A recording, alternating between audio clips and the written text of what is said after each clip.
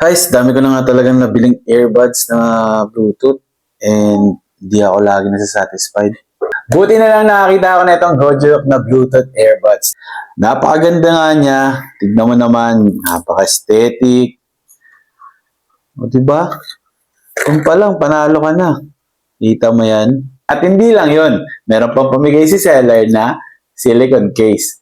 Ayan, protection na siya sa Bluetooth earbuds mo. Pwede pa siyang pamorma kasi pwede siyang maging itim at pwede siyang maging puti. Tapos, meron pa siyang lanyard. So, pwede mong i-connect dun sa Bluetooth earbuds mo and then, hindi na mawawala yung casing. Akala nyo tapos na? Meron pa. Meron pa kayong charging cable at syempre, meron din kayong instruction manual.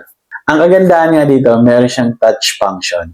So, habang gamit mo siya, pwede ka na ditong maglipat ng sounds, magpalakas ng volume, pwedeng sumagot ng calls, at pwede rin mag-reject.